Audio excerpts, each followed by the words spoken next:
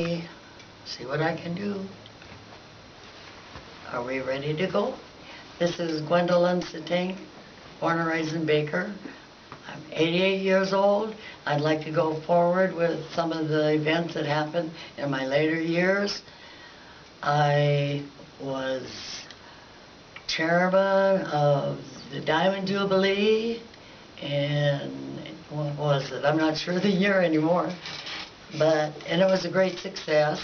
From there, I was Chamber of the Commerce president for 2 years, and I chaired the 2000 all-class reunion, which was also a great event. Turned out great. I bowled for over 50 years. I was president of the Women's Bowling Association for 8 years. Captain of each team, the team I bowled on each year. And from there, where do I go? More information. I'm sure I'm forgetting something. But those are some of my accomplishments. And from there, I would like to go back to businesses that were not here, that were here and are long gone, and I would like to start at the Baker Hotel downtown, which is no longer there. There was a beauty shop in the basement. Later years, there was a sauna down there. Next to it, going south, was Sleece Bar, and then there was a cleaning plant. Smola's run that. His wife done seamstress, does repair on your clothes, and her husband was the cleaning man. And then from there, where Bob Herbst is now, it was several different businesses. It was a shoe shop, early days. Later, it was a bowling alley. And going next door, it was an ice cream shop. And then on beyond that, still going south, was radio shop. Mr. Beck had that, a radio repair place. And next to that was, where am I? Clothing, a ladies' dress wear. Mrs. Mosier had that. And then we're going to, next was Granger's Cafe, which was a great place to go, and next to that was a butcher shop. And beyond that was the lawyer's office, and on the corner where the bank is now, that was a jewelry store with an optometrist in the back, and his name was Mr. Proctor. I don't know that they had the front, the jewelry or not. Probably did, but I don't remember that. So we'll go east, and where the old telephone office is, that was our library. And down the street and to the left, 2 houses, was the laundromat. That's years ago. So now we go straight across from where the old telephone office is. There was a little shop, a little food place that was called, I can't remember offhand, Gordon and Helen Olson had that. It was a great place to go for dessert and ice cream. Then going further east, we went about half a mile, and there was a truck stop out there. It was all-night place, 24 hours a day. And coming back downtown, going across the street from where Proctor's, where the insurance store is, that was the Bank of Baker. Next to it was L. Price Hardware, and they had the John Deere Company.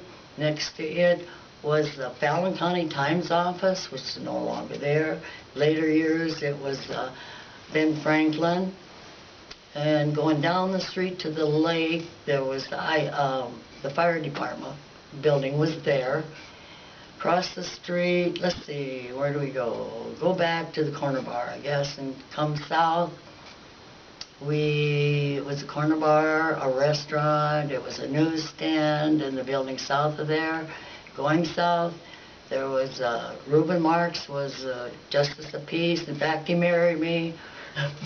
And there was also a barber, which I do not remember the name. I remember they cut my hair, but and then of course Heiser's Bar. Then the next place was a Chinese restaurant, and they were here. I don't know when they came, but as soon as Pearl Harbor hit, we lost them. They were gone. I don't know if people thought they were Japanese. They were Chinese. They weren't, but they disappeared. And going on, then there was a restaurant again, and Lydian Yoakley Biffle had that. Next to that, in the older days, was a dime store, and so I can't think of her name offhand, had it. And going up the street, there was a furniture store in there, there was a barber shop in the basement, and then next was it like the Green Dragon, which is no longer there. And then we go to Lawler's, which had been there forever. Next to it was an open spot, and there was a little old man that had a little building, and he sold popcorn. And that's all he did, just a little old guy. And he was next to what was the newsstand, and that was Vince Steiber had that. And then of course there was an empty spot between the Green Dragon and this place. Then you cross the street and it was a Baker National Bank, and then there was a garage there, and then we go down and it was an empty spot. We go down to what's the empty building, part of the theater on the north. It was Rexall Drugstore, and they had a soda fountain. And then later years, Rexall Drugstore was moved, a new building. So going, then the theater, then the next building, as I remember, there was a Red Owl grocery store. It wasn't very big, but I go in there, and they had, one of the guys working there would always call me Happy Hooligan. I remember that. I wasn't very old. Okay, then we're going on down to, which was another newsstand in the other part of it.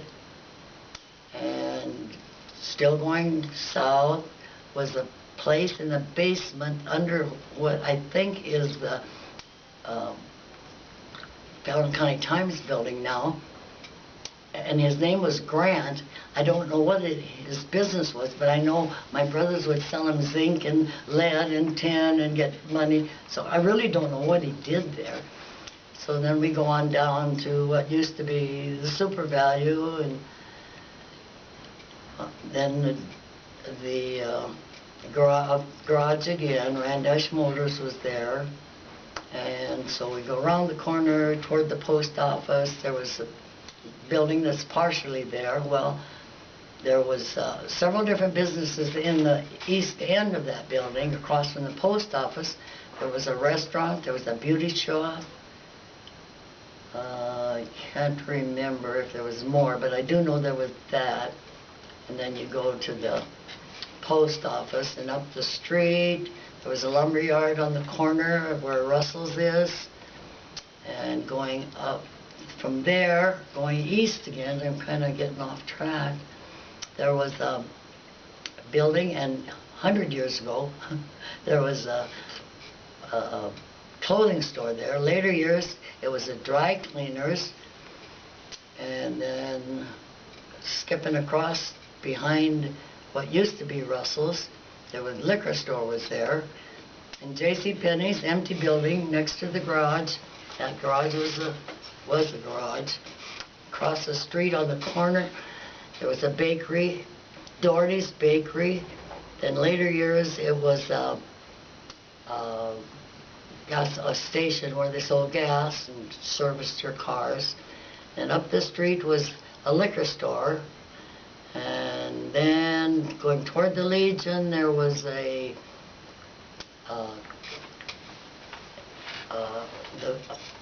photo place, and next was a clothing store for a short while, then the Legion, and then next to the Legion to the north was Mrs. Young's bookstore, and then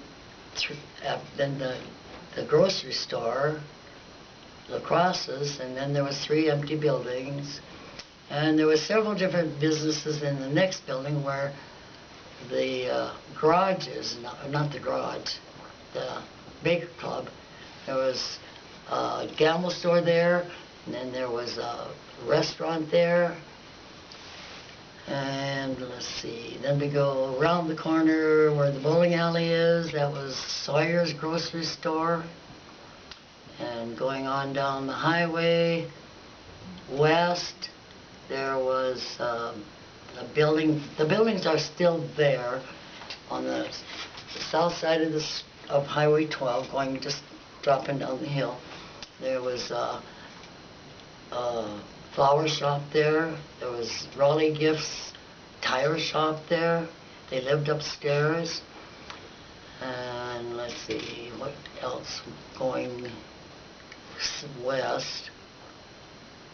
I just lost that. But then across the tracks, that's where the Chinese herb doctor was. And also the Chinese laundry was there. I don't know, maybe better. Can't think anymore right offhand. You better stop.